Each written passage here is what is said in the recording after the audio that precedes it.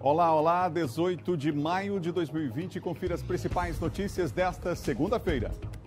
São Luís recebe hoje o primeiro hospital de campanha do estado. Maranhão registra 745 casos novos de coronavírus e 2.881 pessoas foram recuperadas.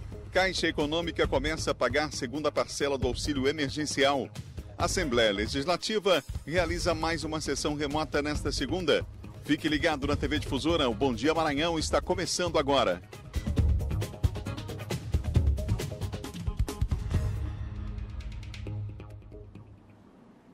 Esse é o desejo de toda a nossa equipe, que você tenha um ótimo dia, uma ótima semana. Estamos aqui de volta no Bom Dia Maranhão, graças a Deus com você aí em todo o Maranhão, unindo o Maranhão através da informação, com toda a nossa equipe que chegou aqui na madrugada dessa segunda-feira para fazer esse jornal inteiro para você. Jornalismo não para, Difusora, você acabou de acompanhar aí com o Eduardo Bueno, o Bandeira 2. Estamos aqui agora até às 8 horas da manhã, vai ser assim, informação sem parar, informação ao vivo para você ficar atualizado com as principais notícias dessa semana que está começando.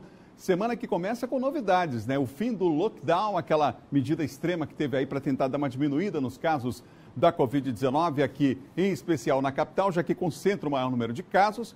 Os resultados, segundo as autoridades até agora, foi positivo, diminuição significativa das pessoas circulando, portanto, melhoria também em relação a esses números aí que temos de casos do novo coronavírus no estado, medida necessária que foi tomada, a população, claro, acatou essa medida e a partir de hoje de volta, né, alguns serviços vão voltando aos poucos a partir de hoje, exatamente com o fim desse lockdown. E essa é a primeira informação que nós temos ao vivo aqui no Bom Dia. Quem traz para nós é o Eduardo Ericira, que está comigo aqui para falar sobre esse assunto e trazer, claro, o último boletim também divulgado pela Secretaria de Estado da Saúde sobre o novo coronavírus. Está comigo, Eduardo? Está ao vivo. Eduardo, bom dia.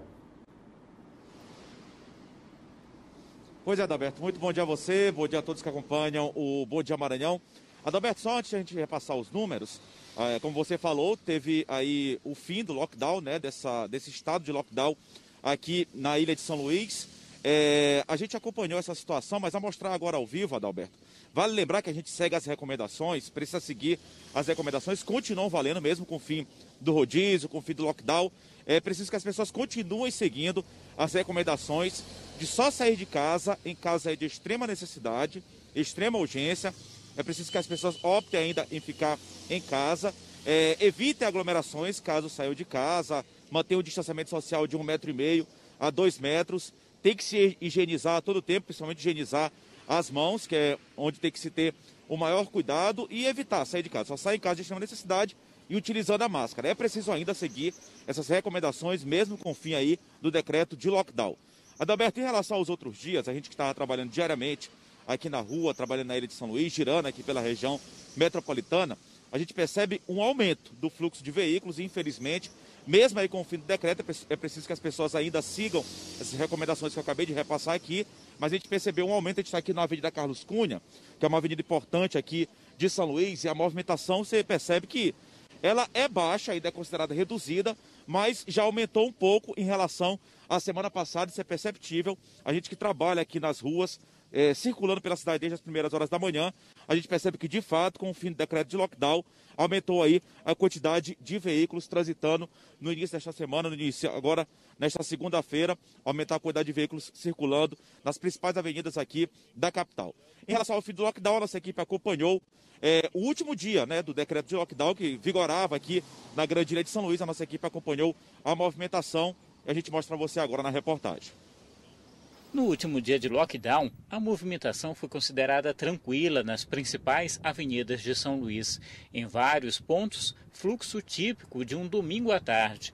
Quem decidiu ou precisou sair de casa teve que se explicar nas barreiras montadas. Foram mais de 20 espalhadas por toda a ilha. O lockdown foi determinado pelo juiz Douglas de Melo Martins, titular da Vara de Interesses Difusos e Coletivos, e valeu para São Luís, São José de Ribamar, Paço do Lumiar e Raposa.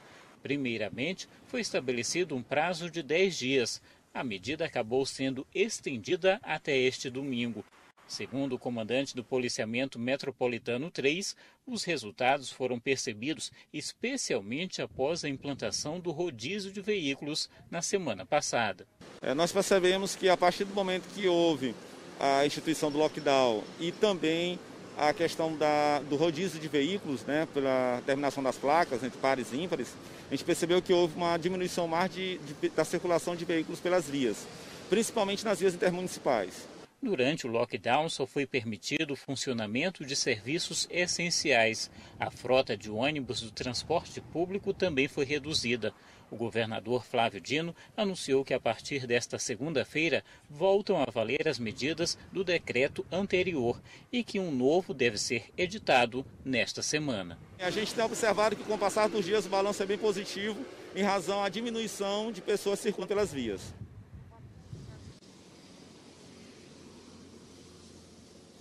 Pois é, Adalberto, o governador Flávio Dino já havia aí prorrogado o prazo aí do decreto de lockdown até a sexta-feira, era até quinta-feira, até a última quinta-feira, foi prorrogado até sexta-feira e logo depois se prorrogou até o último final de semana, no caso até o domingo, encerrando ontem. Agora, Adalberto, a gente traz os dados atualizados, segundo o último boletim epidemiológico da Secretaria Estadual de Saúde, que é a fonte oficial a ser seguida, foram 746 novos casos positivos, ainda é uma curva ascendente. Inclusive, a gente, conversando, entrevistou o secretário Carlos Lula e o próprio governador Flávio Dino já declarou também que esse resultado positivo da diminuição de veículos circulando, de pessoas também no transporte público circulando pela cidade, esse efeito será sentido daqui a uma semana, 10 dias mais ou menos, onde esses números eles devem reduzir, mas ainda são crescentes aí em todo o estado do Maranhão, assim como em todo o país. 746 novos casos da Covid-19 no Maranhão, subiu agora para 13.238 o número de casos positivos, rompemos aí a barreira dos 13 mil casos, lamentavelmente. 576 pessoas infectadas pela Covid-19, quase 600 pessoas já perderam a vida aqui em todo o estado do Maranhão e atualmente são 2.881 pessoas recuperadas, a notícia boa, quase 3 mil pessoas recuperadas da doença, que é o dado positivo, e 195 municípios aqui do estado do Maranhão já têm casos confirmados da Covid-19, quer dizer, dos 217, 195, apenas 22 municípios maranhenses, uma quantidade bem pequena, 22 municípios maranhenses ainda não têm casos confirmados da Covid-19. Ao todo, são 803 profissionais da saúde também que já foram infectados, já testaram positivo para a Covid-19. A notícia boa é que 702, a grande maioria, 702 já conseguiram se recuperar. Do total de casos, Adalberto, dos mais de 13 mil casos, 51% é do sexo feminino e 49% é do sexo masculino. Está bem equilibrado então aí, 51 mulheres infectadas e 49 homens infectados pela Covid-19. Até o momento, o estado do Maranhão contabiliza 25.338 testes realizados em todo o estado do Maranhão. Só para finalizar, os números nacionais, como eu disse também, Adalberto, continua crescendo bastante, bem elevado. O país teve 7.938 casos confirmados, quase 8 mil casos confirmados só nas últimas 24 horas, chegando ao total de 241.080 casos confirmados, uma marca muito grande, mais de 241 mil casos em todo o país. E o número de pessoas recuperadas também é um número que é bastante esperançoso, 94.122, 39% do total de casos aí de pessoas já conseguiram se recuperar. Outros 130.840 estão em acompanhamento e 2.450 mortes estão aí sob investigação. Ao todo também o número de mortes aqui no país, no Brasil como um todo, é um número preocupante. 15.633 mortes já foram confirmadas aí pela Covid-19. É preciso ainda, é necessário, aqui na Ilha de São Luís, como eu disse, com o final do lockdown, é preciso que as pessoas sigam as recomendações que eu já repassei anteriormente. Lembrando que nos municípios aqui do estado do Maranhão, os prefeitos, aí o governador disse que os prefeitos têm autorização, aí têm a liberdade para decidir sobre as medidas sanitárias, as medidas restritivas, para evitar o avanço também da Covid-19 no interior do estado do Maranhão. É preciso que as pessoas sigam ainda as recomendações, para que a gente possa estabilizar essa curva e depois cair com esses números. Tanto de números de pessoas aí, de casos confirmados, quanto aí de mortes. A gente volta com você, Adalberto. Obrigado, Eduardo. Se Deus quiser, a gente vai conseguir sim recuperar. A gente tem um dado que é importante frisar. Muitas vezes a gente, claro, naturalmente precisa falar dos números dos casos, até porque a informação, né, você tem um direito ao acesso à informação do número de pessoas infectadas, o número de mortes, mas quase 40% de pessoas recuperadas, gente. E é preciso que esse dado fique também no nosso registro, que a gente lembre disso, tomar as medidas necessárias, né, só sair em caso extremo, de extrema necessidade, claro, mais uma vez, mesmo com o fim do lockdown, aquela medida relacionada à placa, ao rodízio de placas, foi fundamental para reduzir o número de pessoas circulando entre os municípios, circulando aqui na Grande Ilha de São Luís. Isso é fato, você viu na reportagem e a gente continua lembrando aqui. Então, fique em casa, continue em casa, acompanhando a programação da TV Difusora, fique em casa com a Difusora e a gente vai continuar aqui informando você. Mas eu lembro aí, quase 40% das pessoas recuperadas, é um dado que a gente também precisa fixar, ainda mais nesse momento que precisamos, acima de tudo, apesar de tudo, manter o equilíbrio e a calma. É fundamental, em especial em momentos como esse que a gente está vivendo. Tudo vai passar. Olha, uma pesquisa confirma o impacto da pandemia na área econômica. O levantamento mostra que os brasileiros estão aí se virando como podem, seja para reduzir as despesas ou aí para tentar ainda fazer alguma renda extra. Os casos do novo coronavírus seguem aumentando e enquanto o Brasil tenta se adaptar à nova realidade, o impacto nos hábitos dos brasileiros também segue crescendo e causando mudanças. Eu parei de trabalhar, mas estou achando muito ruim, porque a gente vai trabalhar, não tem para quem vender, né? Segundo a pesquisa, a maior preocupação é de perder o emprego. E quem trabalha por conta própria, o medo é de não conseguir pagar as contas. A pesquisa contou com 50 pessoas em 10 estados diferentes. Em relação a essa pesquisa, ainda perguntei sobre o planejamento desses indivíduos, né? Como eles pretendiam driblar essa situação de crise e conseguirem contornar, né, a nova condição em que eles estavam. E a grande maioria respondeu que uma das opções no seu planejamento seria cortar todo e qualquer item supérfluo e evitar novas aquisições. Como o Edinaldo, que não parou de trabalhar, mas mesmo com dificuldades tem tentando se reinventar para se manter no mercado de trabalho nesse período de pandemia. Como nós bem sabemos, no mundo afora aí muitas pessoas passando, morrendo de fome, né? Antes mesmo da crise da Covid-19, e o nosso estado do Maranhão não é diferente. Aqui em Imperatriz, muitas pessoas que trabalham de forma autônoma e de forma informal estão passando por necessidade, dificuldade nesse momento de crise e precisam trabalhar para poder fazer o quê? Para alimentar, levar o pão de cada dia para as suas famílias.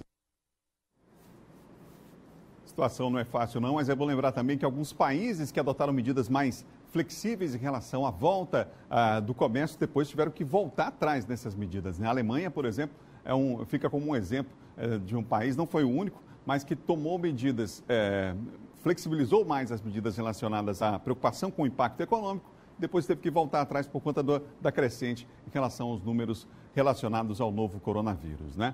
São 7 horas e mais 13 minutos, 7h13. Os impactos também são sentidos na área da educação. Algumas escolas anteciparam as férias escolares, mas o Ministério da Educação, por exemplo, manteve as datas do Exame Nacional do Ensino Médio, o Enem. Quem vai fazer as provas teve que se adaptar.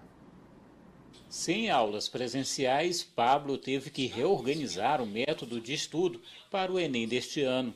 Bom, para aprimorar ainda mais os meus estudos, eu separei uma tabela que vai de segunda a sábado, com relação aos horários e às disciplinas que eu vou estudar. Peguei também uma tabela que passava mais detalhada a respeito de cada assunto que eu vou estudar das matérias. Por exemplo, português, eu vou estudar compreensão e interpretação de texto. História, eu vou estudar ditadura. O que eu vou estudar em cada matéria, para ficar bem detalhado. Apesar disso, o estudante que busca uma vaga para o curso de psicologia afirma que não deixa de encontrar dificuldades, especialmente quando é preciso aprofundar algum assunto específico. A grande dificuldade que eu tenho tido no momento a respeito de cursos presenciais, por conta da pandemia, é claro, está tendo, e cursos online que é devido a algumas condições financeiras. Mas a gente tem trabalhado como pode a respeito desses estudos, mas essa questão, essa dificuldade, a questão de esmiuçar, detalhar melhor o que cada matéria, em cada matéria eu devo estudar, e aí nessa questão de procura na internet tem dificultado um pouco. As inscrições para a edição deste ano do Exame Nacional do Ensino Médio seguem até o próximo dia 22. Serão disponibilizadas uma versão digital e outra impressa das provas, com datas previstas para os dias 1º e 8 e 22 e 29 de novembro. A manutenção das datas pelo Ministério da Educação, apesar do cancelamento de aulas presenciais em todo o país por conta da pandemia do coronavírus, vem recebendo críticas de estudantes e especialistas. Este educador afirma que parte dos candidatos será prejudicada por conta da dificuldade de acesso aos conteúdos.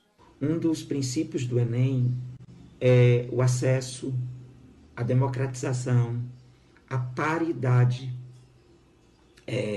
do acesso, da possibilidade de acesso às universidades. E nesse momento, isso não ocorre. Apesar dos esforços dos professores e das secretarias, das escolas de oferecer uma educação não presencial a esses alunos, mas isso deixa uma falha grande, um déficit grande de conhecimento. Já esta psicopedagoga lembra que, para quem tem a oportunidade de continuar estudando, é preciso manter foco e planejamento, e que o apoio da família também é fundamental. Agora que muitas escolas voltaram com as suas atividades de forma online, é importante que esse aluno aproveite esse momento de contato com o professor, de mediação do professor, para tirar suas dúvidas, porque é riquíssimo para ele construir ali a sua aprendizagem de forma correta, tá? Essa mediação do professor é extremamente importante. São 7h16, 7h16, não perca a hora. A partir dessa semana, a Polícia Rodoviária Federal deve intensificar as fiscalizações nas rodovias. Esse ano, a campanha Maio Amarelo vai ter como foco a conscientização para reduzir o número de acidentes. A Polícia Rodoviária Federal espera que na semana que vem o fluxo de veículos aumente nas rodovias devido ao final do período do lockdown decretado pelo governo do estado. Por isso, nos próximos dias, o trabalho nas estradas deve intensificar. A campanha Maio Amarelo ela começou em todo o Brasil e aqui no Maranhão a PRF fez um reforço exatamente à espera das pessoas que estão em confinamento, esperando elas viajarem a partir do final do mês de maio até o início de junho. A campanha nacional será voltada para algumas rodovias específicas, onde tem maior concentração de veículos e de acidentes. Segundo a Polícia Rodoviária Federal, durante a pandemia, a circulação de veículos se manteve nas rodovias devido ao lockdown. Mas a quantidade de acidentes se manteve em comparação ao mesmo período de anos anteriores. A PRF, apesar de estar realizando uma campanha Maio Amarelo mais educativa, acredita que a quantidade de acidentes pode aumentar nos próximos dias. Durante a pandemia, a PRF também tem investido em campanhas voltadas para caminhoneiros, conscientização de motoristas, além da doação de sangue. Durante a pandemia, a PRF fez algumas campanhas. Uma delas, Siga em Frente Caminhoneiro, exatamente para o caminhoneiro não parar, continuar trabalhando para que garanta o confinamento das pessoas em casa. Então a gente distribuiu cestas básicas junto com outras instituições. Distribuímos cestas básicas, kits de higiene, alimentação e outras coisas mais. Também a PRF realizou uma outra campanha, Desafio Sangue Solidário, que mais de 1.000 policiais em todo o Brasil, eles fizeram doação de sangue e incentivaram outras pessoas. Inclusive na internet, fartamente artistas, jogadores de futebol, muita gente se envolveu e também fez doação. Uma campanha muito boa num período em que os bancos de sangue em todo o país estão em baixa. Um outro trabalho feito pela Polícia Rodoviária Federal tem sido a intensificação da fiscalização, inclusive apreendendo drogas. Nesse fim de semana, na BR-135, a polícia apreendeu tablets de maconha. Você vê aí nas imagens, aconteceu no sábado, numa estratégia que eles já usam, né, de parada de alguns veículos. E aí eles encontraram, a polícia apreendeu também uma quantia em dinheiro e 4 celulares. Foi no final de semana, no sábado, portanto, no quilômetro 85 da BR-135, no município de Itapecuru-Mirim. Uma equipe da Polícia Rodoviária, de reforço da campanha Maio Amarelo, durante a abordagem, eles fizeram parada a um veículo Astra e aí encontraram essa droga. As pessoas foram entrevistadas, houve contradição aí no depoimento delas, mas não souberam dizer da origem, até que uma pessoa assumiu realmente que estava levando essa droga aí. Olha só, são 2,5 tablets de drogas. A polícia calcula aí, obteve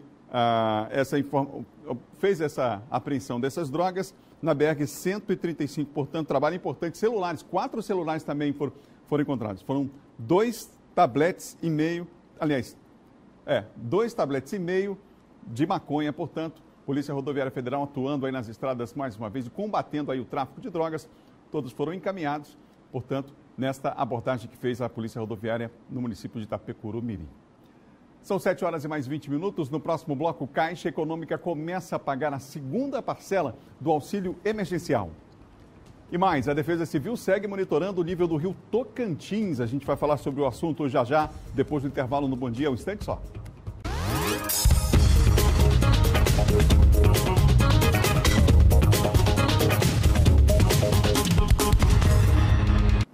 7 horas e 23 minutos, de volta nessa segunda-feira, o Bom Dia Maranhão ao vivo para todo o estado. Olha, a Caixa Econômica Federal começa hoje a pagar a segunda parcela do auxílio emergencial. Eduardo Ericeira está comigo ao vivo de volta para dar essa informação que é importante. Eduardo. Pois é, Adalberto, o Ministério da Cidadania, aí o governo federal, por meio do Ministério da Cidadania, confirmou o pagamento da segunda parcela de R$ 600 a partir de hoje. Aquelas categorias que já estavam aí incluídas, os microempreendedores individuais, também as pessoas aí, os autônomos, os desempregados que perderam aí renda por causa da pandemia do novo coronavírus, além, claro, daquelas pessoas que já são cadastradas nos programas aí sociais, a exemplo do programa Bolsa Família. Esse auxílio emergencial de R$ 600, que será pago primeiramente, aí a priori, em 3 parcelas. A primeira parcela já foi paga, essa é a segunda parcela, haverá uma terceira parcela ainda a ser paga, mas há a possibilidade de aumento aí dos meses com essas pessoas beneficiadas. Isso ainda está sendo estudado pelo governo federal. O fato é que a segunda parcela começa a ser paga hoje, lembrando também para aquelas mães solteiras o benefício de R$ 1.200, mas a grande maioria das categorias recebendo o valor de R$ 600 por conta aí dos impactos econômicos, financeiros negativos trazidos aí pela pandemia do novo coronavírus. A confirmação veio ainda na sexta-feira pelo governo federal, também pela Caixa Econômica Federal, que confirmou aí o início do pagamento da segunda parcela para hoje. Esta segunda-feira, ao todo, cerca de 50 milhões de pessoas estão inscritas no programa. O benefício é pago para trabalhadores informais e pessoas de baixa renda também aí inscritas, cadastradas no programa Bolsa Família. No calendário para depósito em poupança social, atenção, a partir do dia 20 de maio, janeiro e fevereiro, as pessoas nascidas aí pelos meses, as pessoas nascidas nos meses de janeiro e fevereiro, dentro da poupança social, o depósito será feito no dia 20 de maio. As pessoas nascidas nos meses de março e abril, no dia 21 de maio, e aí segue os meses, como você pode acompanhar na tabela. Os meses de maio e junho, a pessoa terá o depósito no dia 22 de maio, julho e agosto, no dia 23 de maio, setembro e outubro, no dia 25 de maio, e os últimos 2 meses, finalizando aí o calendário, novembro e dezembro, as pessoas terão o benefício aí depositado na poupança no dia 26 de maio, neste caso, na Caixa Econômica Federal. Quem quiser saber a tabela completa, pode acessar o nosso site, vai estar disponível daqui a pouco no nosso portal, ma10.com.br. Toda a tabela vai estar lá. Se vocês de repente têm alguma dúvida, querem buscar mais informações, podem acessar o nosso site, ma10.com.br. Daqui a pouco a gente volta ainda nesta edição do Bom Dia Maranhão. É com você, Adalberto. Obrigado, Eduardo, pelas informações. Informação importante aí do Eduardo, né, gente, relacionada a esse calendário, hein? São 7 horas e 26, 7 horas e mais 26 minutos. E você pode aí, ó, pelo QR Code que você vê na tela, acessar o nosso portal MA10, ver as reportagens aqui do Bom Dia, acompanhar mais informações também do Brasil e do mundo no nosso portal. MA10 está aí, portanto, o QR Code na tela. Você aponta o celular na direção do QR Code e aí rapidamente você é levado então para a página do MA10, tá bom? Vamos ver como é que vai ficar a previsão do tempo para hoje, gente, hein? Hoje, segunda-feira, vamos ver como é que a semana começa. No final de semana teve chuva aqui na capital, não é? Em São Luís para hoje, o céu parcialmente nublado, com possibilidade de chuva rápida, hein? A mínima hoje em São Luís é 24, a máxima prevista 32 graus. Na segunda maior cidade do estado, Imperatriz, um abraço aos amigos que nos acompanham aí na cidade de Imperatriz. Céu parcialmente nublado, com possibilidade de chuva leve, mínima de 21, a máxima de 31 graus, continua quente, né? Mesmo com a chuva. Na região dos Cocais, em Caxias, hoje céu parcialmente nublado, a nublado com possibilidade de chuva também. Por lá, a mínima de 23 e a máxima é de 31 graus. Mais 3 cidades do nosso mapa, parceria com o LabMédico, Laboratório de Meteorologia da Universidade Estadual do Maranhão. Vamos para mais 3 cidades aqui agora para você. Zedoca, Bacabal e Balsas. Em Zedoca, céu nublado a parcialmente nublado, com possibilidade de chuva. Mínima em Zedoca, 22. Agora máxima lá em cima, em 30 graus. Bacabal também muito quente. Por lá, céu parcialmente nublado, possibilidade de chuva leve. A mínima lá é 22 e a máxima de 31 graus. Em Balsas, o predomínio é de bom tempo, com possibilidade de chuvisco em Balsas, aí na região sul. Mínima de 20, máxima de 31 graus na cidade de Balsas, que também acompanha a nossa programação. Olha, na região Tocantina, a Defesa Civil vai continuar monitorando o nível do rio Tocantins, mesmo com a diminuição nas últimas semanas. Vamos ver na reportagem? O céu nublado, mas sem chuva na região. O nível do rio Tocantins vem baixando há algumas semanas. A navegação segue normalmente, com as balsas atracando nos portos de Imperatriz e de Bela Vista. O cenário já é diferente daquele que era visto no mês de março e início de abril, quando muitas famílias ficaram desabrigadas depois que o rio transbordou. Mesmo com o nível do rio a mais de 1 metro abaixo de zero, a Defesa Civil afirma que vai continuar o monitoramento em áreas consideradas de risco, como esta aqui, onde 12 casas foram interditadas. Continua monitorando o rio Tocantins, continua monitorando as áreas que foram atingidas nesse inverno. Continuamos ali monitorando toda a região ali das casas que foram interditadas. O nível do rio hoje, do rio Tocantins, está 1 metro, em média 1 metro, abaixo de zero. A tendência é de diminuir mais ainda. E continuamos ainda fazendo todo o monitoramento nessas áreas, principalmente nas áreas ribeirinhas. Na beira-rio, as famílias atingidas pelo alagamento neste setor, próximo à área das peixarias, precisaram deixar os imóveis e hoje recebem auxílio do município para pagar aluguel por um período de 6 meses. A frustração é morar longe do local de onde retira o sustento diário. Raimundo é pescador e barqueiro. Ele vê o nível do rio voltar ao normal. Lembra que o sufoco do alagamento passou.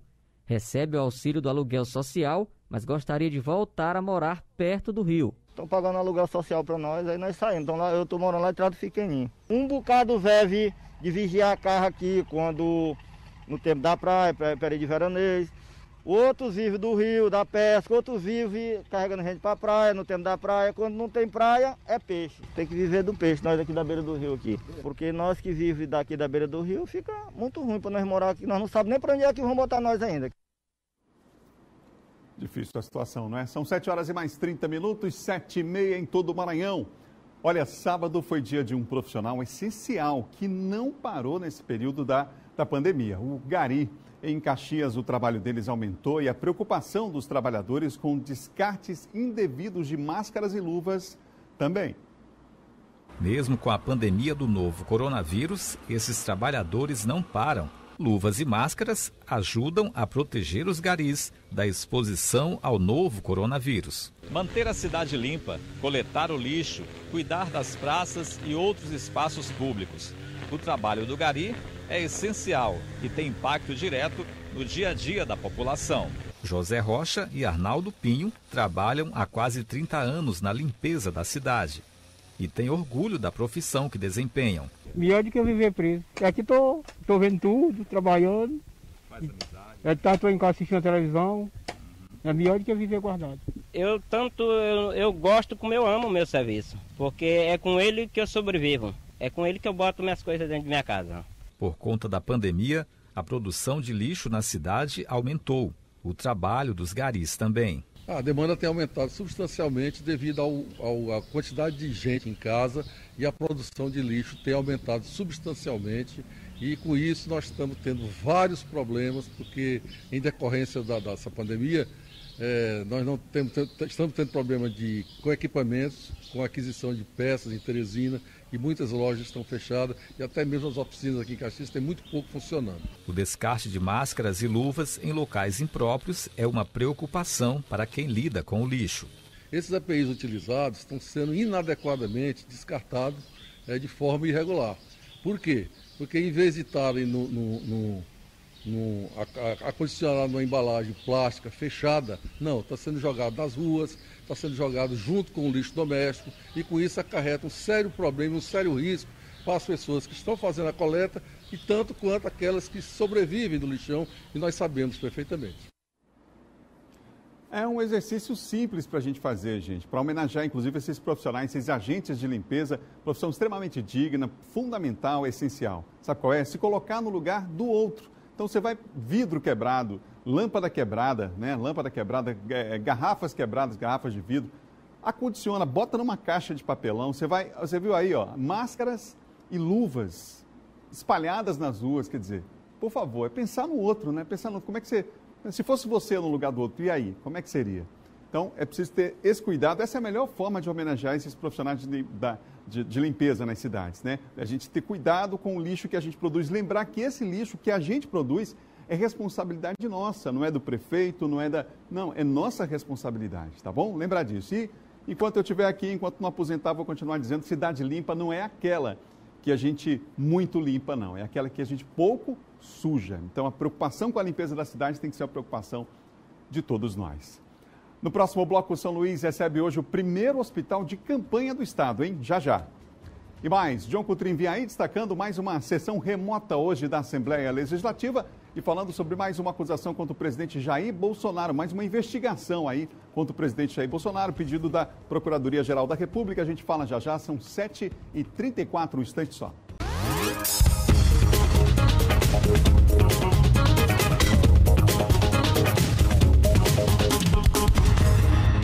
Vamos lá, minha gente, são 7h37, segunda-feira, a semana está começando com força, com fé e com foco. Vamos em frente, todo o Maranhão ligado aqui na TV Difusora com o Bom Dia Maranhão nesta segunda-feira. Daqui a pouquinho tem John Coutrin falando dos bastidores da política, tem sessão remota programada para essa segunda-feira na Assembleia Legislativa do Estado e vamos falar também da movimentação em Brasília, já já com o nosso John Coutrin, no nosso quadro de política aqui do Bom Dia, tá bom? Um ótimo dia aos amigos que nos acompanham aí nos bairros da cidade, na Liberdade, na Camboa, no Monte Castelo, os amigos no centro, né? Muitas atividades aí hoje já voltando com o fim do lockdown, algumas atividades voltando após o lockdown, não precisa mais andar com aquele papel, aquele documento provando que você trabalha num serviço essencial, não precisa mais, a partir de hoje não precisa mais. Fim do lockdown ontem, portanto hoje a cidade também vai vivendo uma outra rotina. Olha, a partir de hoje será entregue o primeiro hospital de campanha aqui do estado do Maranhão. A estrutura foi montada aqui na capital. Eduardo Ereceira está lá e tem os detalhes para nós. Está de volta aqui no Bom Dia. Eduardo. Pois é, Adalberto, a gente se encontra aqui no local onde está instalado o hospital de campanha, primeiro aqui na capital São Luís. A gente lembra que no município de Açailândia já foi entregue neste último final de semana. Aqui na capital São Luís é o primeiro hospital de campanha que funciona aqui nesse espaço no Multicenter Sebrae, no pavilhão de eventos aqui do Multicenter Negócios e Eventos, propriedade do Sebrae, aqui no bairro do Coafuma, na capital São Luís. A inauguração dele acontece daqui a pouco, por volta aí das 9 horas da manhã, com a presença do secretário estadual de Saúde, Carlos Lula, também de representantes aí da empresa maranhense de serviços hospitalares, a MSE, que será administradora da unidade. Esse hospital de campanha que é o resultado aí de uma parceria entre a Secretaria Estadual de Saúde, a MSE e também a empresa maranhense de administração portuária e a Vale. Ao todo estão sendo ofertados 200 leitos aqui nesse hospital de campanha na capital São Luís. A estrutura conta com 190 leitos clínicos e 10 leitos de UTI, totalizando aí, portanto, 200 leitos que vai, com certeza, dar um reforço aí, vai melhorar ainda mais o atendimento a pacientes infectados pela Covid-19 aqui na capital São Luís e também na Grande Ilha. A gente lembra que a grande maioria dos casos ainda confirmados ainda é aqui na Grande Ilha de São Luís e, por conta disso, todo o esforço vem sendo feito para aumentar essa estrutura. Essa estrutura também que está sendo aumentada, como eu disse, no interior do estado. Nesse último final de semana aconteceu a inauguração também do hospital de campanha lá no município de Açailândia, contou com a presença também do secretário de Saúde, Carlos Lula, e do presidente da MSE, Marcos Grande. Por lá também, mais leitos que vão dar também um suporte no atendimento às pessoas infectadas pela Covid-19 também no interior do estado. Hospitais macro-regionais também estão atendendo esses pacientes infectados pela Covid-19 e esse hospital de campanha aqui na capital São Luís, a partir de hoje, será inaugurado e já deve começar a receber os primeiros pacientes infectados pela Covid-19. Mais uma vez, preciso seguir as recomendações para não superlotar, não gerar um colapso na saúde, as pessoas têm a oportunidade de ter leitos disponíveis, de poderem se tratar da forma adequada, caso sejam infectadas aí pelo novo coronavírus. É importante que as pessoas tenham esse entendimento e sigam as recomendações. A gente volta com você, Adalberto, desejando uma ótima semana a todos, de muita consciência e saúde. Obrigado, Eduardo. Ótima semana para você também. Então, o nosso Eduardo Ericeira participando ao vivo mais uma vez aqui do Bom Dia. São 7h40, 7h40. Um professor da Universidade Estadual do Maranhão, ele desenvolveu uma cabine que garante a desinfecção do corpo por até 5 horas. O equipamento já começou a ser doado para órgãos públicos e hospitais. A rotina de limpeza em praticamente tudo passou a ser prioridade. Lavar as mãos ou usar álcool em gel, acho que isso é importante, usar a máscara também, para prevenir de contaminar alguém e também de ser contaminado. As coisas que a gente compra aqui, a gente bota tudo de molho na água sanitária, deixa passar uns 15 minutos, 20, torna a lavar de novo para poder guardar. E foi exatamente por conta desse cuidado todo que as pessoas passaram a ter que este professor da Universidade Estadual do Maranhão desenvolveu um projeto que desinfecta todo o corpo. O processo é bem rápido, dura apenas 6 segundos. A pessoa precisa acionar um sensor e daí entrar na cabine onde vai ser liberado esse líquido, que é na verdade uma camada, então precisa pegar em todo o corpo e isso vai desinfectar a pessoa por até 5 horas. Apesar de toda a eficácia da cabine, é necessário continuar mantendo todas aquelas medidas de higienização. Esse sensor, ele aciona um motor, esse motor impulsiona um fluido, tá? Que é uma mistura química, tá? Obviamente, observada por um engenheiro químico, e que ele é pulverizado sobre o corpo dessa pessoa que está passando por ela. Essa pulverização faz uma fina camada por cima do objeto, do material ou do corpo. A estrutura é ideal para ambientes de aglomeração. 10 cabines da primeira remessa do projeto já foram construídas e estão sendo doadas para órgãos públicos e hospitais. E também começou a ser comercializado para o interior do estado. Nesse momento de crise, estamos observando, obviamente, todos os protocolos da OMS, observando como nós vamos fazer para já estar vendendo, porque algumas prefeituras já entraram em contato e nós já estamos comercializando e entregando essas cabines. Interessante como nesse período a gente observa também esse desenvolvimento aí da medicina, né, da tecnologia auxiliando aí a área da saúde. Você já viu aqui no próprio Bom Dia, a gente mostrando para você exemplos das próprias universidades, de alguns institutos, algumas instituições mostrando como que é possível reduzir, por exemplo, o preço daquele equipamento que faz a ventilação mecânica, tão importante para ser utilizado nas UTIs, não é? Então, no mundo inteiro espalham-se informações, cientistas envolvidos, alunos envolvidos, a pesquisa, como que é importante, em especial nas universidades públicas, gente, para dar resposta, e uma resposta rápida, inclusive, à sociedade, quando surgem demandas como essa que nós estamos observando, não é? Hoje, 18 de maio, não sei se você sabe, é o Dia Nacional de Combate ao Abuso e à Exploração Sexual de Crianças e Adolescentes. Ainda é, infelizmente, assustador o número de casos de abusos cometidos em todo o Brasil. O presidente do Conselho Municipal da Criança e do Adolescente de São Luís, o Marcos Japi, falou sobre a importância do combate à violência. Vamos ver. 18 de maio é o Dia Nacional de Combate ao Abuso Sexual contra Crianças e Adolescentes. A violência sexual é um ato extremo, sem preferência de cor, de raça, de condição cultural ou social. Quando cometido contra criança e adolescente, ganha expressões incalculáveis e suas causas podem devastar todo um projeto de vida. Segundo dados do Disque 100 de 2019, mais de 70% dos casos cometidos contra crianças e adolescentes aconteceram na casa da vítima ou do agressor, na sua maioria pai, mãe, padrasto, tio ou vizinho.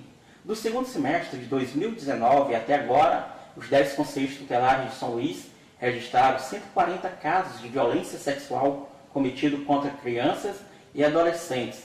Em tempo de isolamento social, é preciso ficarmos atentos.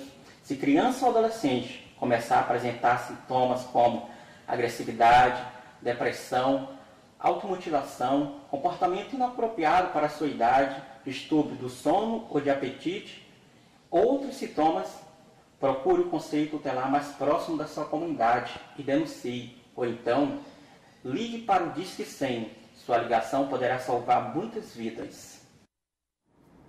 É bom lembrar isso, né, gente? A participação de todos é importante nessas denúncias. Em especial nesse período agora de pandemia, que nós temos o agressor e a vítima passando mais tempo no mesmo espaço. Vale lembrar também que, infelizmente, é na casa, no local em que deveria ser um ponto de segurança para essas vítimas, que geralmente essa violência acontece. A gente está falando de mulheres, a gente está falando de idosos, mas também de crianças, de jovens que são agredidos nas suas residências. Então fique atento, você na vizinhança, ao perceber alguma situação diferente, os profissionais de saúde também são fundamentais para identificar esses sinais. O importante é não ficar calado diante dessas agressões.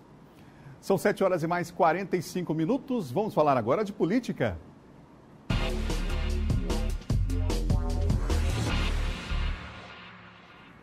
Comigo, o meu amigo John Coutrin. John, boa semana, boa segunda. Boa semana, Alberto, boa semana a todos. Seja bem-vindo aí.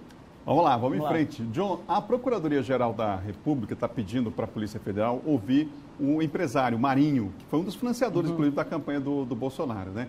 E o chefe de gabinete Flávio, em inquérito aí do Bolsonaro. Quer dizer, agora essa é no final de semana, né? Já surgiu aí essa informação relacionada a esse empresário. A gente tem, inclusive, uma imagem aqui, essa imagem aí dos dois. Isso aí foi no período de campanha.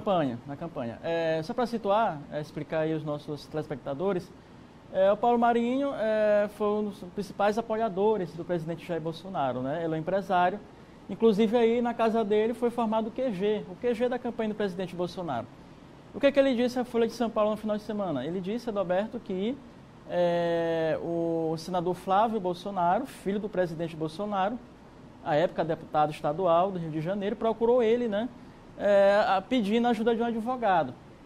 Por que essa ajuda de um advogado? Porque ele soube aí, né, que o Queiroz, famoso Queiroz, né, estaria envolvido aí no esquema de rachadinha que poderia atingi-lo. E o próprio Flávio disse aí, né, que um delegado da Polícia Federal avisou ele, né, avisou o vazamento de uma operação. Ou seja, uma informação de uma investigação da Polícia Federal que teria vazado para o filho do presidente. Para o filho do presidente, através de um delegado que chamou ele, o advogado dele, para falar isso na porta da Polícia Federal do Rio de Janeiro. Vazou essa operação e o Flávio foi buscar a ajuda do Marinho na busca de um advogado. O certo é que, resumindo, né, a operação aconteceu depois das eleições. Estava programada para antes, né? Não ocorreu nas eleições porque poderia prejudicar a própria candidatura do presidente Jair Bolsonaro, né? E aí o Flávio, portanto, teve esse acesso, essa informação privilegiada da Operação Furna das Onças, que eles chamam, né?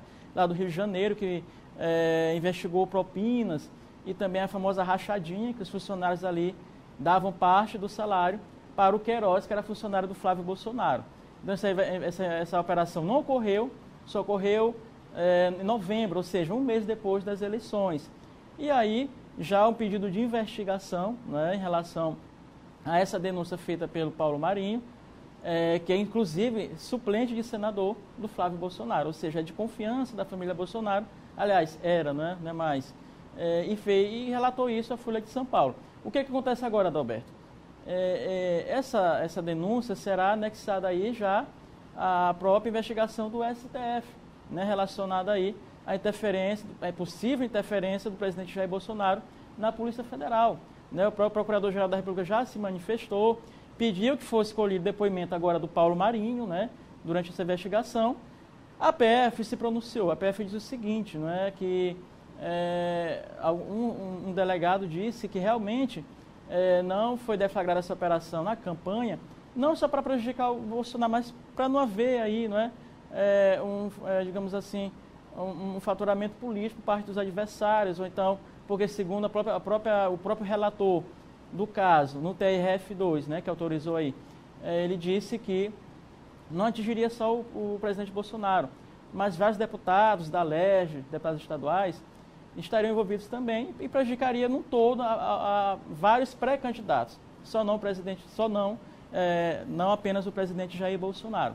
Então, o relator desembargador se pronunciou sobre isso e também a Polícia Federal. O certo Adalberto, é que isso é tão grave, olha só, é tão grave quanto a denúncia do próprio Sérgio Moro, não é? O Sérgio Moro, que todo mundo sabe, fez as denúncias, né, assim que saiu, pediu a exoneração do Ministério da Justiça. Ele disse aí que o presidente tentou de todas as formas interferir na Polícia Federal. Investigação do Flávio agora, sendo trazida à tona, né, que ele teve informação privilegiada, e que essa operação não foi deflagrada aí durante as eleições.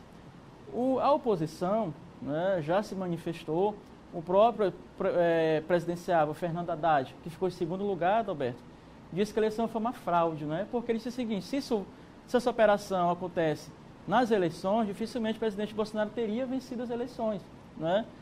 Porque era um filho, a família Bolsonaro sendo investigada pela Polícia Federal, né? Envolvendo rachadinhas, uma série de problemas. Isso não teria dado a vitória ao presidente Bolsonaro. Então, alguns, até o deputado ali do MBL, né, o Kim, disse que é preciso fazer novas eleições, ou seja, já uma série de debates aí colocados, Adalberto, pela oposição. O certo é que é mais um problema para o presidente Jair Bolsonaro, para a família dele, né? E isso, cara, precisa ser investigado. A própria Polícia Federal disse que vai aí abrir talvez uma sindicância, uma apuração interna, para saber os detalhes desse vazamento. Até porque a Polícia Federal já tinha feito, Adalberto, uma averiguação antes sobre o vazamento dessa operação. Agora, com novos fatos trazidos à tona, a Polícia Federal vai investigar novamente, né, em que passo ocorreu esse vazamento. Ou seja, essa história vai render demais. Principalmente nessa semana, já que foi no final de semana que a Folha de São Paulo divulgou aí essa denúncia, né? Vai render muito também. John, vamos falar aqui da nossa política local, porque a Assembleia Legislativa convocou uma nova sessão com votação remota para hoje, segunda-feira, não é isso? Hoje continuam os trabalhos de forma remota na Assembleia Legislativa. E na pauta, né, alguns projetos, entre eles eu destaco aí o projeto de autoria do deputado Otelino Neto, né, presidente da Casa, em que é um projeto aí, Adalberto, para penalizar a divulgação de fake news relacionadas ao caso do coronavírus, né? Isso é importante porque a gente observa nas redes sociais, até hoje, grupos de WhatsApp, muita fake news mesmo. E o presidente Otelino vai colocar em pauta hoje, né, esse projeto aí para detalhar, né, para punir, de que forma serão punidas essas pessoas que divulgam esse tipo de fake news, que atrapalha, que prejudica o trabalho dos médicos, né, o trabalho da ciência, o trabalho do governo do estado, das prefeituras. É importante também que esse projeto seja colocado em pauta. Além disso, também, outros projetos aí, Adalberto, que tratam, né, de ajuda aí também na pandemia do coronavírus, e outros também pontos que serão abordados, por exemplo, o estado de calamidade. Será voltado alguns estados de calamidade em alguns municípios. Por exemplo, Colinas, né, Timon, ou seja, várias cidades também. A Assembleia deve aprovar esse estado de calamidade. Então, são esses aí os principais pontos relacionados hoje à pauta da Assembleia Legislativa, hoje a partir das 10 horas. Em relação ainda, Adalberto, que nós estávamos falando no começo, a oposição fará esta semana um ato virtual, né, chamado Janelas da Democracia, impeachment já, do presidente Jair Bolsonaro. Qual é o título do... Janelas da Democracia, impeachment já, do presidente. Janela da Democracia. Isso. E partidos como Rede, né, partidos de oposição, PT também, estarão aí fazendo esse ato virtual contra pedido de impeachment. Só lembrando que há na Câmara dos Deputados mais de 30 pedidos de impeachment, né, mais de 30 pedidos. Mas recentemente o PT também, né, reforçou esse pedido de impeachment do presidente Bolsonaro por aquilo que já vem sendo, né, aquele farto material que já vem sendo divulgado. Apesar disso, Adalberto, eu creio que isso não vai entrar na pauta agora. O próprio presidente da Casa, o Rodrigo Maia, tem dito que não vai, né, colocar isso para a pauta. Tem reiterado isso. Tem reiterado isso bastante. Mas se isso acontecesse, né, se isso acontecesse mesmo, a Câmara teria que dar, por exemplo, o presidente da Câmara autorizasse, aí a Câmara votaria, analisaria esse pedido, né, e depois o STF também analisaria.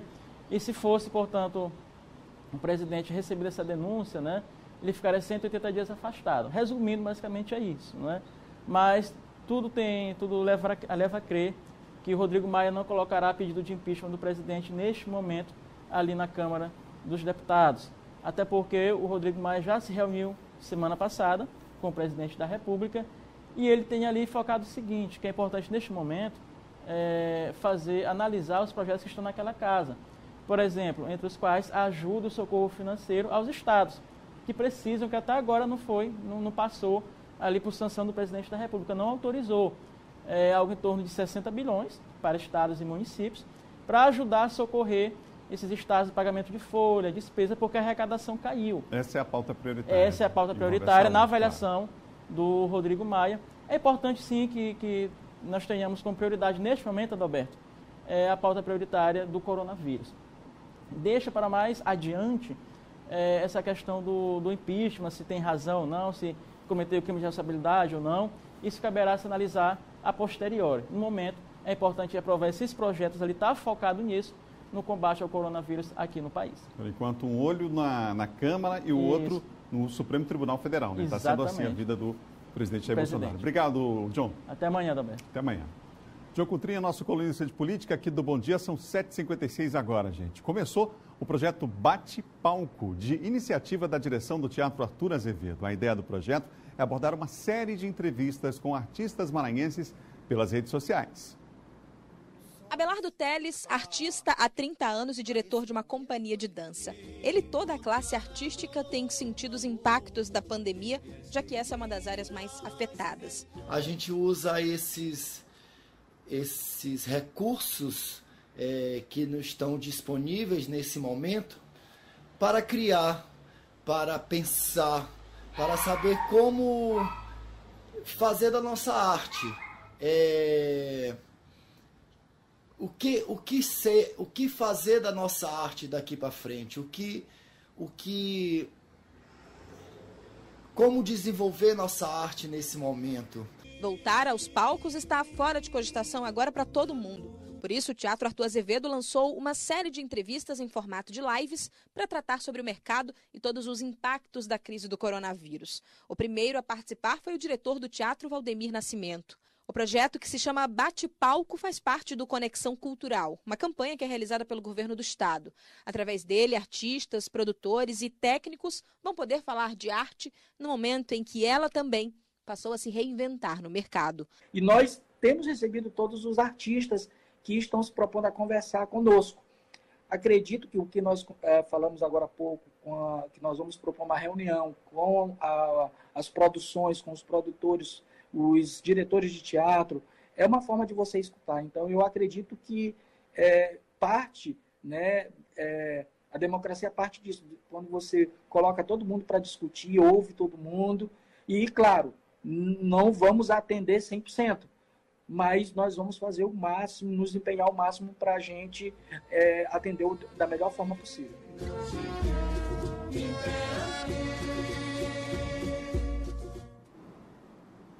Bela ideia, né? Muito boa ideia.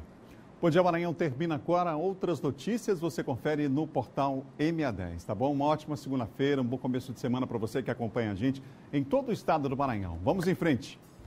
Até amanhã, a gente se encontra às 7 depois do Bandeira 2 aqui na TV Difusora. Tchau, tchau. Vem aí o primeiro impacto. Fique ligado e tem a hora D para você ali na hora do almoço com muitas informações. Tchau, tchau.